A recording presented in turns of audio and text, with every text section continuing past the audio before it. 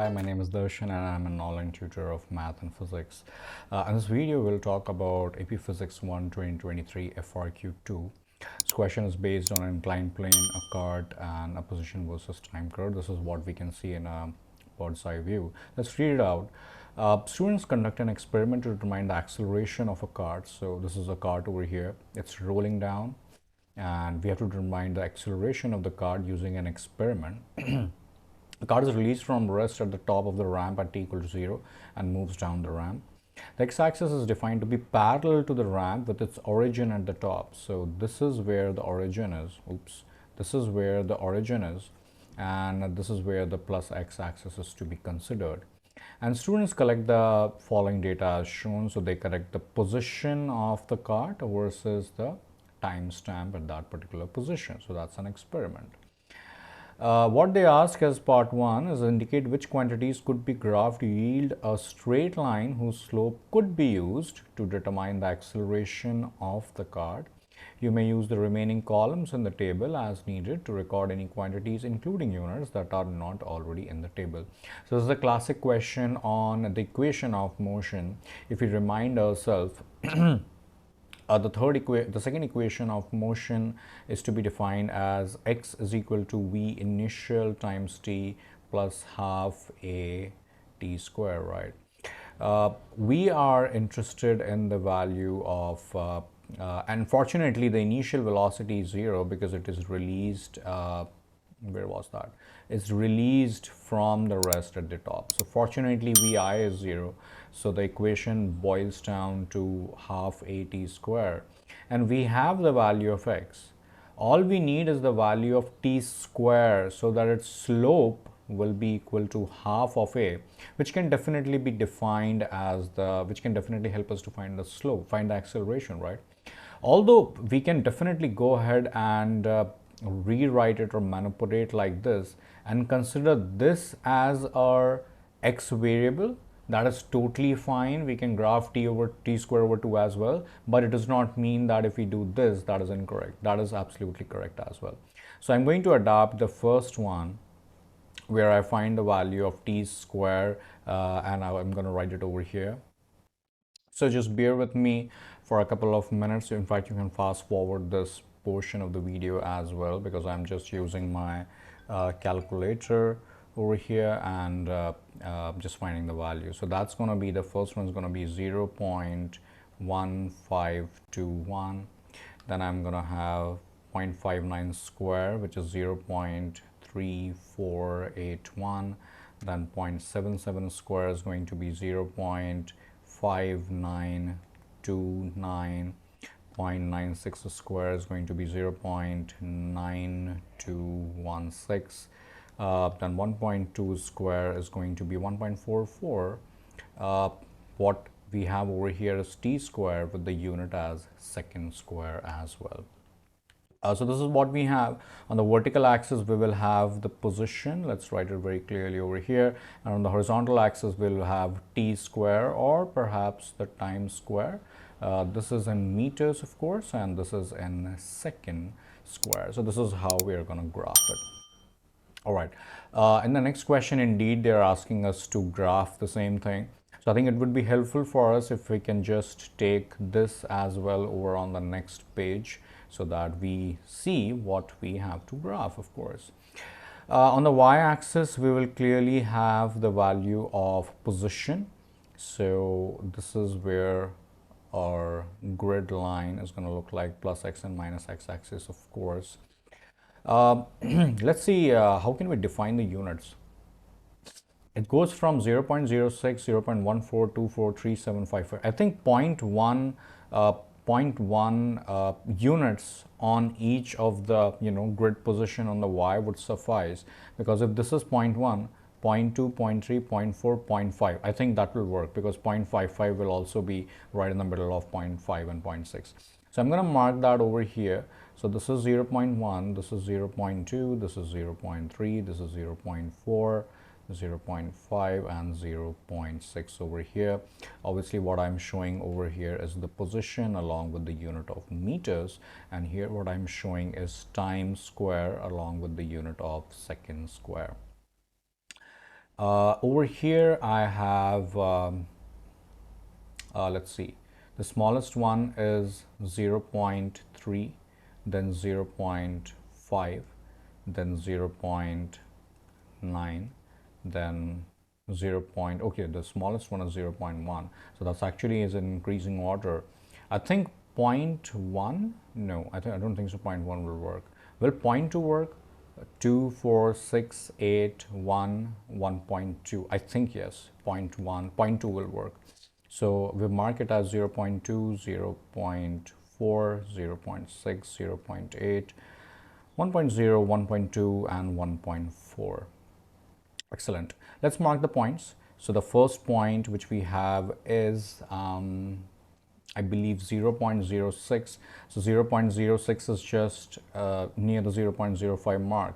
Each mark corresponds to 0.02. So 0.06 is this one, and 0.1521. So this is 0.2. It means that it is 0.04 each of the marking.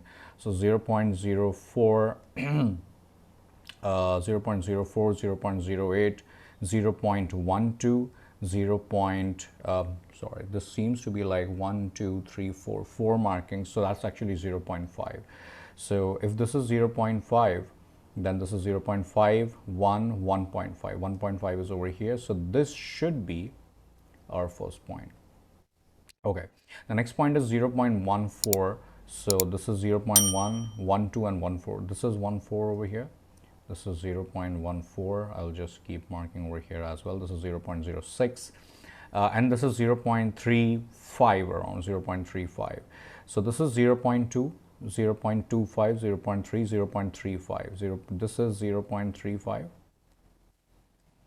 0.35. The earlier one was 0.15. This is 0.15, and this is where the next point is going to be. The next point is over here. We have 0.24. So this is 0.24. Okay, so that was lost the track. 0.04. Yeah, so 0.24 is right here, I think, because 28, then 0.04 is will be 2 segments. So 0.22, this is 0.24, 0.24. Okay, and the x-axis is 0.6, around 0.6. So 0.6 is right over here. 0.6 will be over here. The next one is 0.37. So 37 will be 0.32, 34, 36, 38. So 37 will be right in the middle, somewhere over here. This is 0.37, and the corresponding x is 0.92. 0.8 is here, so this is 8.5, 9, and 9.5. So 9.2 is somewhere in the middle, maybe somewhere over here. So this could be that point. I'm sorry, not this. A little bit up. A little bit up will be somewhere over here. Okay, not bad. And then 0.55. So 0.52, 54, 56. So 0.55 is somewhere over here. I'll just draw a line so that I keep a track of where I am. And then I have 1.44. This is 1.4, 1.45. So 1.45, near to 1.45 is somewhere over here at this point. So I'll just do away with the dotted line over here. All right, and then I just draw the regression model, right? To draw a straight line, they want us to draw the regression line, and it starts from, at 0. It is at 0 at the top, so it starts from the origin. And okay, the regression line looks pretty cool. It's somewhere, okay, no, yellow doesn't look cool, maybe blue. So it's somewhere over here. Okay. Okay, this looks like the line of best fit. Excellent. Let me mark the points over here. It's 1, 2, 3, 4, 5. So that's easy for us to keep a track. All right, having said that, the next one wants us to use the same line and calculate an experimental value for the acceleration as it rolls down. Okay, so that's easy, right? We are just looking for the slope, but remember that we have to use the line. We have to use the regression model, not the points of the experiment. So we just find any 2 points which we feel like are on the curve or on the straight line. So that's going to look like any decent intersection points. That's what we are looking for. So I think let's see. Can we take where do I see a grid intersection? Over here. I do see a point which is right here, in fact right here,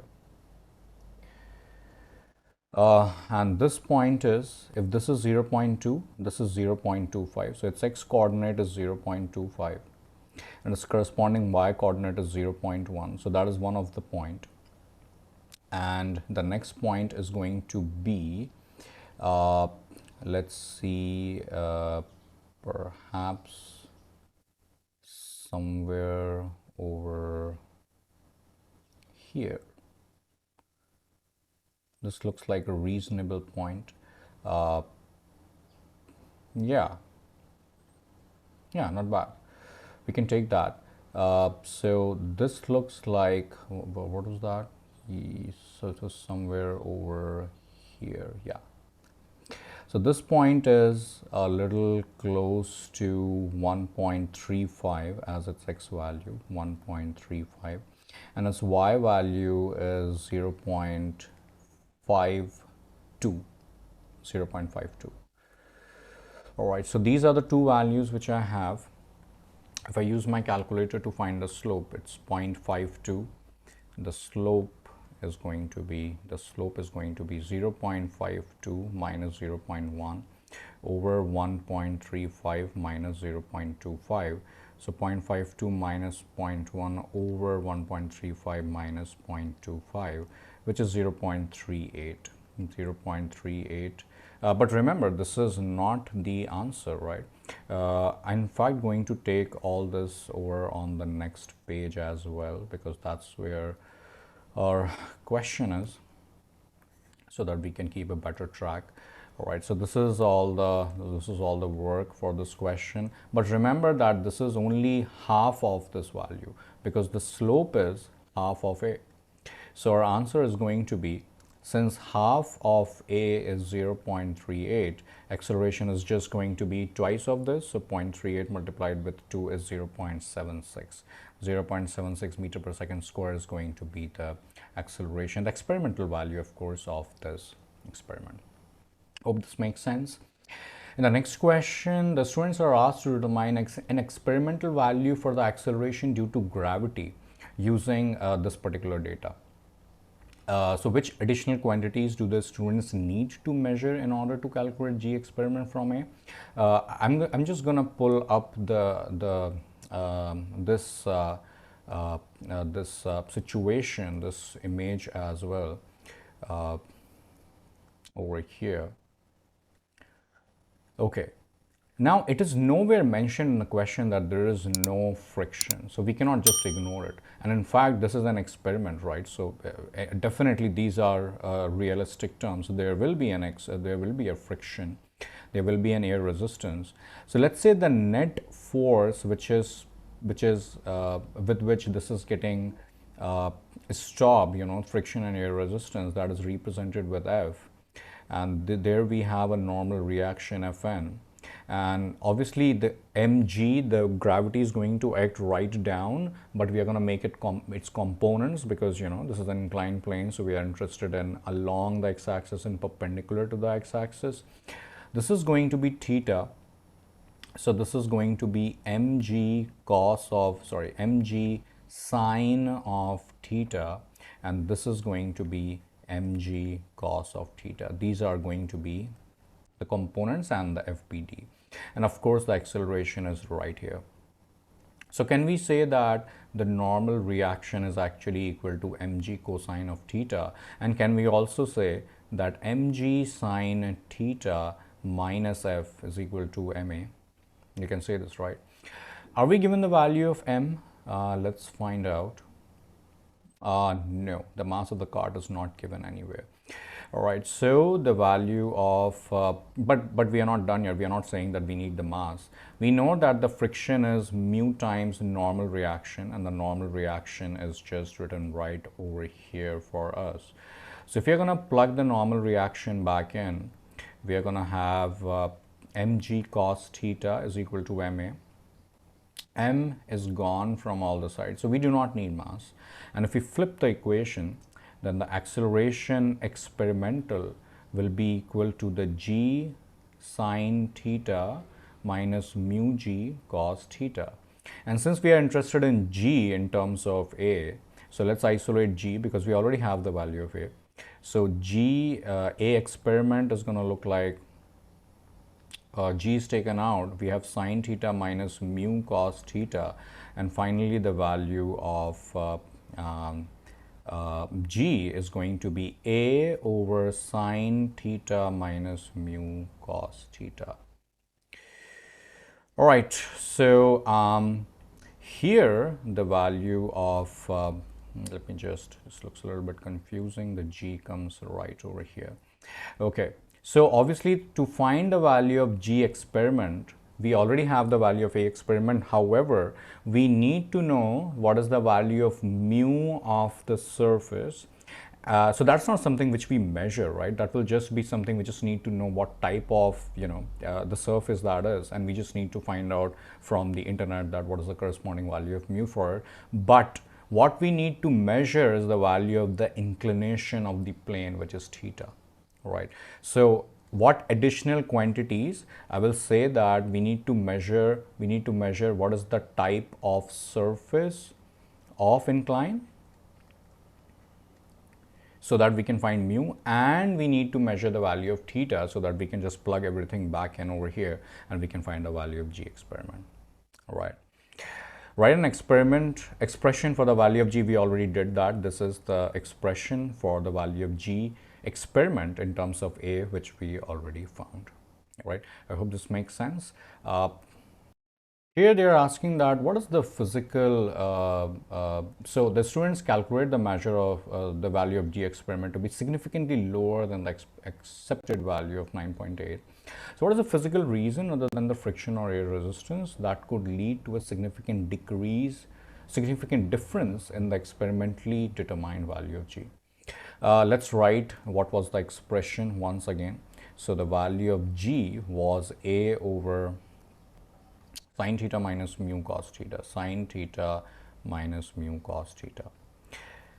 If the friction and the air resistance effects are ignored, other than that value, I think the only reason which I see as per this is an incorrect value of mu, because it's very difficult to estimate that what kind of surface that is in actual, and then finding the value of mu, corresponding value of mu. Maybe the surface is uneven and it has different value of mu entirely on the complete, incline. So that can be one of the reason that mu is not constant. However, we have taken it to be a constant.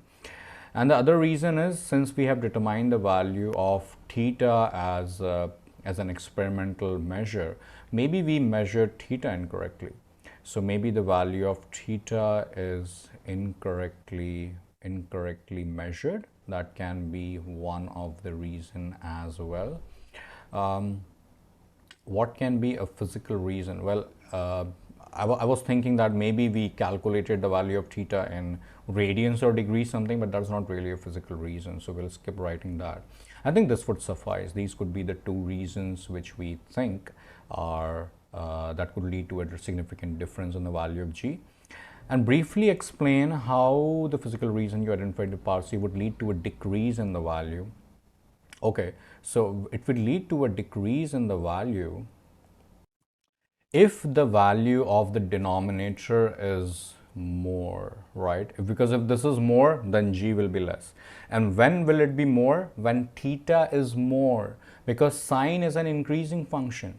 If we increase the value of, this is a tricky one, if we increase the value of theta Sine theta will increase, however cos theta is going to decrease because cos is a decreasing function. So sine minus cos, sine minus mu times cos will eventually increase, and a over an increased value will decrease. So if we measure theta to be, or the incline to be, more steep than what is actually is, then the value of g is going to be significantly lower because the denominator is going to increase. So explain how the physical reason we measure theta to be more than the actual, so we measure it to be more steep than what that is. So the steepness is actually a reason. Steepness is actually a reason why the g experiment could be less. All right. The last one talks about that the student wants to confirm that the acceleration is the same whether the cart rolls up or down the incline. So the students start the cart at the bottom and give the cart a quick push so that it rolls up the ramp and momentarily comes to rest.